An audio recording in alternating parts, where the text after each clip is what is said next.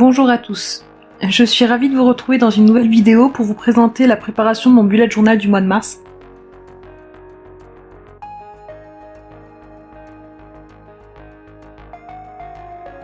C'est le premier mois que je réalise dans mon nouveau carnet et je vous en montre le contenu dans ma précédente vidéo dont je vous mets le lien dans le petit et en barre d'informations. Comme depuis le début de l'année, j'ai choisi un animal que je vais illustrer tout au long du mois. En mars, j'ai choisi le panda, influencé par les Pia-Pia de Séverine. J'ai donc sélectionné plusieurs photos sur Pinterest notamment, et je suis venue les reproduire dans mon carnet.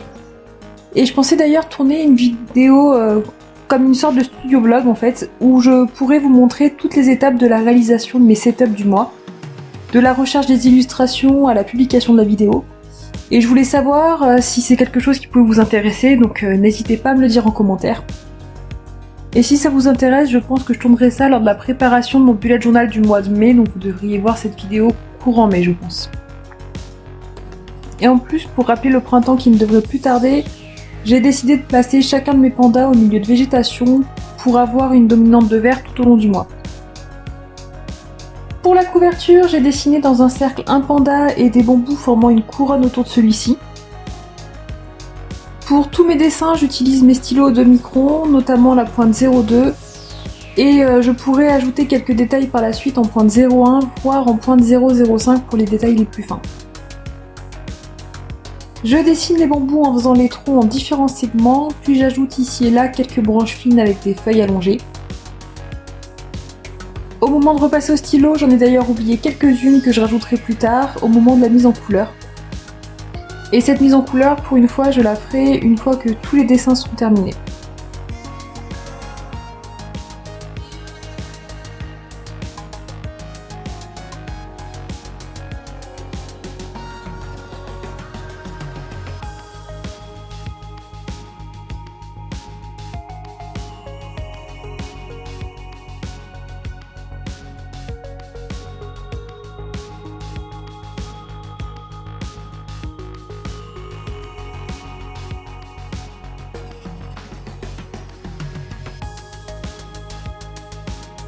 Sur la double page suivante, je vais réaliser mon calendrier mensuel et mes to-do list et mes trackers.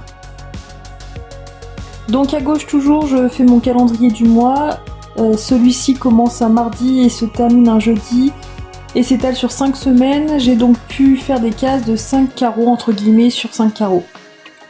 Je viens placer des points de couleur noire dans chacune de mes cases sur lesquelles je viendrai marquer la date avec un stylo blanc lorsque ce sera sec. Donc je fais mes points de couleur, je laisse sécher et vous verrez que je noterai les dates plus tard. En face, c'est ma page de to-do list et de tracker. Donc je note d'abord les titres. Je fais mon tableau de tracker sur lequel je vais venir suivre mon activité physique qui est assez limitée en ce moment, mais aussi l'arrosage de mes plantes et de mes plantes vertes et de mes orchidées et l'engrais que je peux y mettre dedans. Dans la colonne de gauche, je note toutes les dates de 1 à 31 et je viens séparer chaque semaine par un trait horizontal. Entre ce tableau de tracker et mes to-do list, je viens dessiner un panda qui donne l'impression d'avancer, de venir de derrière les trackers pour passer devant la to-do list. C'est pour ça que j'ai fait le dessin avant de faire les cadres des to-do list, puisque ces cadres vont passer derrière le panda et donc les traits vont dépendre de la position du panda.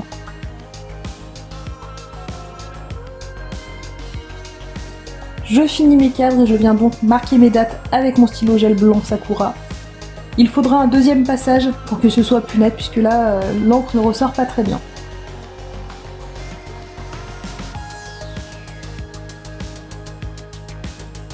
Collection suivante, c'est mon calendrier éditorial avec ma page de notes. J'ai commencé à écrire avec mon Fudenosuke le titre calendrier éditorial en majuscule.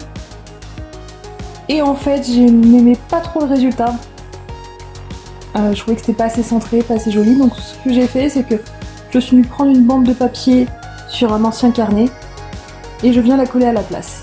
Il ne me reste plus qu'à écrire le titre de la façon qui me convient le mieux. En dessous, je trace mon tableau de la même façon depuis quelques mois, donc au centre j'aurai les dates à la verticale et de chaque côté j'aurai 2 cases, donc à gauche ça me permettra de noter les publications pour le blog et YouTube. À droite, ça va être les publications sur Instagram. Et je trace des traits horizontaux aussi à la fin de chaque semaine pour mieux me repérer dans le mois. En face, c'est une page de notes. Et l'illustration que j'ai choisi de représenter, c'est un panda qui est en train de manger une tige de bambou. Donc je commence par faire les éléments qui seront au premier plan, à dessiner les feuilles de bambou qui vont être par-dessus le panda.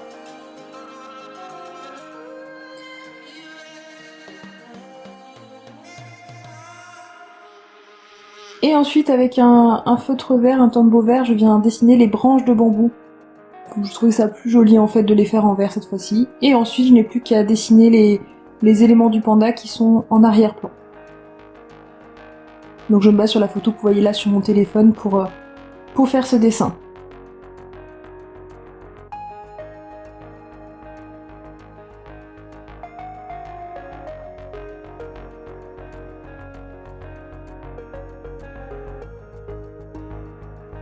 On peut passer à ma page de budget. Donc cette fois-ci, j'ai décidé de la décorer un petit peu en utilisant ce tampon qui vient d'une planche de chez Action. Donc c'est un tampon de tête de panda que je viens placer sur du papier craft. Je découpe un petit angle que je viens coller en bas à gauche de ma double page. Et je ferai la même chose en haut à droite. Donc dans un petit coin, je viendrai faire une deuxième tête de panda, découper l'angle, et je vais venir les coller de part et d'autre de ma double page. Mais avant, j'utilise un papier absorbant pour bien enlever l'excédent d'encre. Je colle pas forcément bien au bord puisque je reviendrai découper par la suite. Et j'ajoute par-dessus mes tableaux de budget, toujours les mêmes.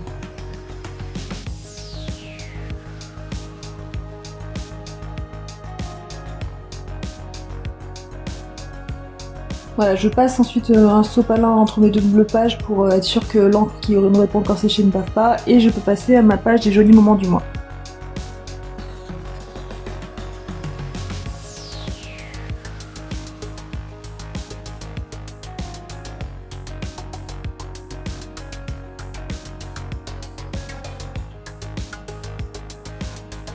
Donc c'est cette illustration d'un jeune panda dans un arbre que je vais reproduire.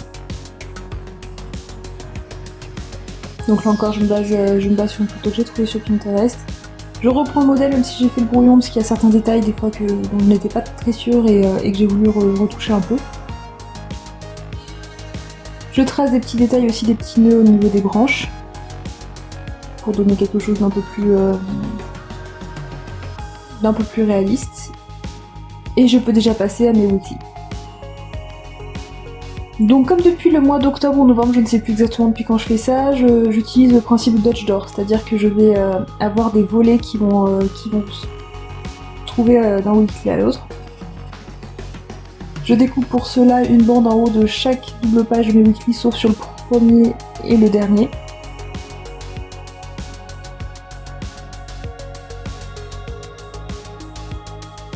Et je viens retirer ces pages en laissant une petite encoche sur le premier onglet, enfin sur la première bande que je défais, pour pouvoir venir le coller sur la page d'en face, sur la bande d'en face, et donner d'un peu meilleure finition. Je viens isoler la zone de dessin avec du washi tape pour ne pas faire de trait en dessous de cette zone, et je viens dessiner un panda qui sort d'une forêt de bambous. Donc je dessine en premier les bambous qui seront au premier plan. Et je ne suis pas super précise sur ceux qui seront plus à gauche puisque je viendrai coller plus tard un calendrier du mois sur cette partie gauche. Ce sera fait hors caméra tout simplement parce que j'ai oublié de le faire au moment de la présentation de ce carnet. Mais on pourrait voir sur Instagram, je pense que je mettrai un petit aperçu de ce que ça donne. Ensuite, j'ai dessiné le panda au second plan, puis des bambous qui étaient derrière lui. Sur la page d'en face, c'est une mère panda, une femelle panda avec son petit, qui sont de la même façon proches d'une forêt de bambous, donc la forêt est sur leur droite. Puis on peut imaginer entre les deux adultes, il y a une sorte de prairie que celui de gauche est le mâle qui vient rejoindre la femelle par exemple. Voilà, si on veut un petit peu romancer tout ça. Donc là je joue sur les tailles de mes pointes aussi pour les feuilles, pour les bambous, etc.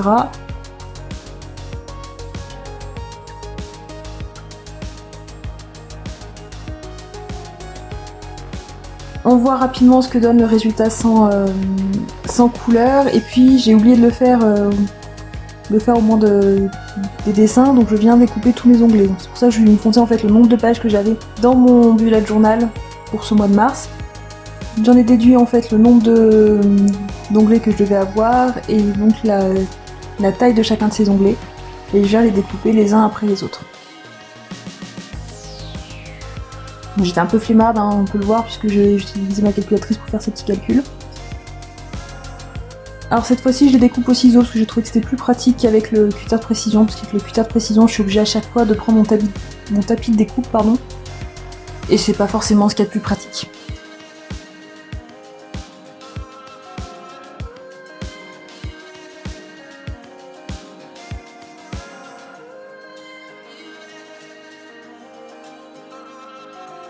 J'enlève mon masking tape pour pouvoir venir faire mes grilles de weekly. Donc depuis quelques temps j'ai fait toujours de la même façon, une to-do list à gauche et 8 cases, certaines plus petites que d'autres selon si c'est un jour où je travaille ou pas, puisque les jours où je travaille je note généralement moins de choses dans mon bullet journal.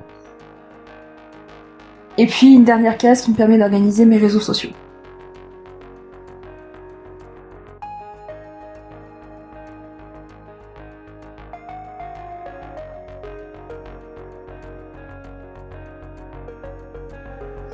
Donc les réseaux sociaux, à savoir le blog et YouTube. Là, notamment l'article que je dois mettre dans la semaine quand j'ai décidé d'en faire un, et la vidéo qui sortira quand il y en a une qui est prévue. Et de la même façon, j'ai réalisé mes autres weekly, mais je vous épargne un peu cette préparation, ce serait trop redondant. Je vous montre juste le résultat.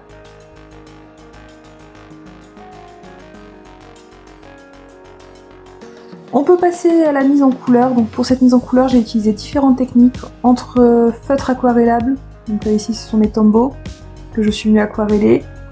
Donc ça c'est pour la couverture. J'ai également utilisé des crayons de couleur parce que j'avais peur qu'avec le feutre je n'arrive pas à faire ressortir les yeux des pandas au milieu des taches noires qu'ils ont autour des yeux. Donc j'ai commencé pour 2 illustrations, le résultat ne me plaisait pas vraiment. Donc pour les dernières, je suis venue utiliser mes feutres Tombow et en essayant de démarquer au mieux les yeux, voilà, que ce soit plus visible. Je vous propose de regarder cette mise en couleur en musique et on se retrouve à la fin de celle-ci.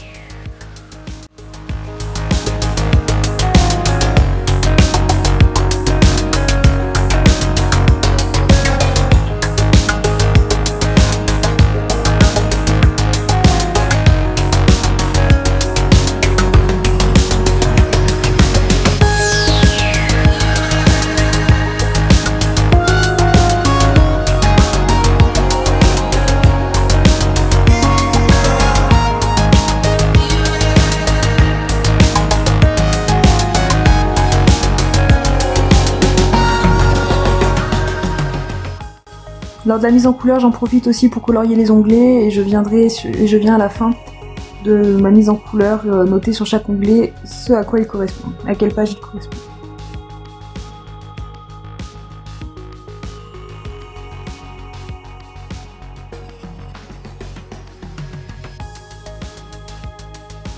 Et voilà donc ce que donne mon bullet journal pour le mois de mars en couleur cette fois. N'hésitez pas à me dire en commentaire ce que vous en pensez, quelle collection vous préférez. Moi je crois que celle que j'aime le plus c'est ma page de couverture tout simplement. On voit que j'ai pas mis le calendrier dans les weekly, hein, comme je vous le disais, je l'ai mis après avoir tourné la vidéo. Je vous remercie d'avoir regardé cette vidéo jusqu'au bout et je vous dis à bientôt.